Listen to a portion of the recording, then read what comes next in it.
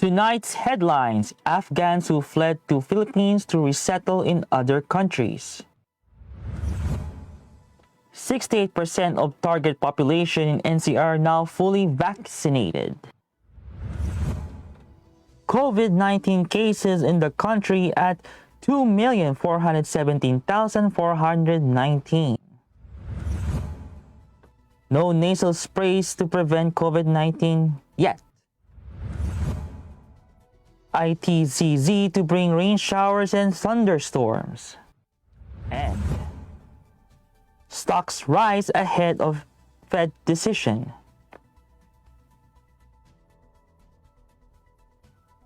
Good evening. Good evening. Today is Wednesday, September 22, 2021. I'm Miguel Patagonon and this is Tribune News on Cue. Here are the stories for this evening. Justice Secretary Menardo Guevara said Wednesday that Afghan nationals who fled to the Philippines due to the political chaos in their home country are only here temporarily. Guevara said there have been no applications with the Department of Justice for the grant of refugee status to Afghan nationals who escaped the Taliban regime. Earlier this month, Foreign Affairs Secretary Teodoro Locsin Jr. said the Philippines took in Afghan nationals, including women and kids seeking refuge. The Taliban's return to power 2 decades after it was ousted by the United States coalition has resulted in an exodus of desperate Afghans. Metropolitan Manila Development Authority Chairman Ben-Hur Abalos said that nearly 7 in 10 residents of Metro Manila who are eligible for COVID-19 vaccinations are now fully protected against the COVID-19 disease. Abalos said 6.69 million residents are now fully vaccinated as of September 20, representing 68.31% of the eligible population of 9.8 million. Some 8.52 million people, meanwhile, received their first dose. Abalos said their projections showed the percentage of fully vaccinated individuals could hit 80.5% by October 20 and 89.77% by December 20. The MMDA chief said the target population does not include minors as the government has yet to decide when to include them in the immunization program. The Department of Health reported 15,592 confirmed COVID-19 cases on Wednesday to bring the total number of infected in the country to 2,417,419.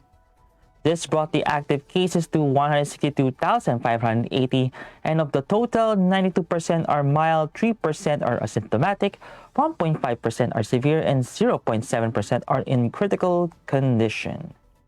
The number of recoveries, on the other hand, rose to 2,217,611 after 24,059 patients recovered from the deadly disease.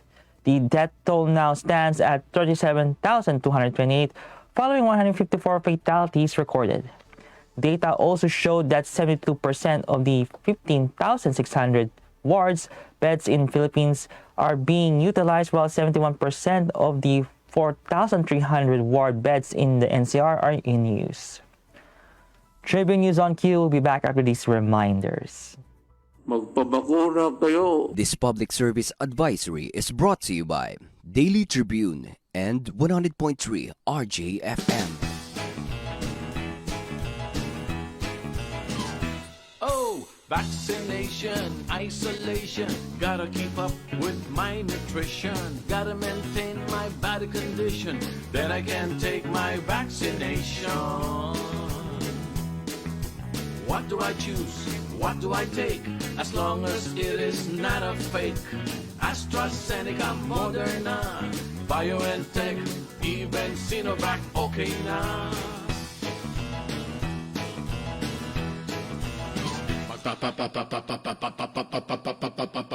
Babakuna ka ba? Babakuna ka ba? Babakuna ka ba? Babakuna ka ba? Babakuna ka ba? Babakuna ka ba? Vaccination for the nation, no more isolation.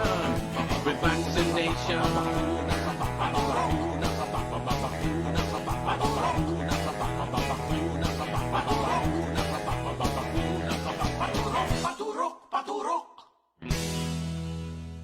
This public service advisory is brought to you by Daily Tribune and 100.3 RJFM. Magpabakuna kayo. In other news, the Food and Drug Administration disclosed that the use of nasal sprays are for keeping nose clean and does not prevent COVID-19 infection. FDA Director General Eric Domingo said there are nasal spray vaccines against COVID-19 being studied, but these are still under clinical trial and cannot be used on individuals. The FDA issued the warning on nasal sprays last September 10, saying that nasal sprays just serves as mechanical barrier from particulates, not a preventive measure against COVID-19.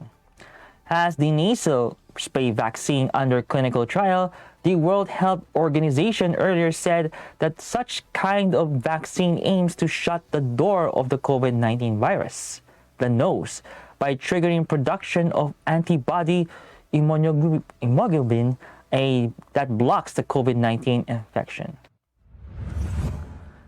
State Weather Bureau Pag-asa announced that intertropical convergence zone is expected to bring cloudy skies with scattered rain showers and thunderstorms over the eastern Visayas, Caraga, Zamboanga Peninsula, and Palawan. In its 24-hour forecast, the weather agency warned affected residents that flash floods and landslides are possible due to severe thunderstorms.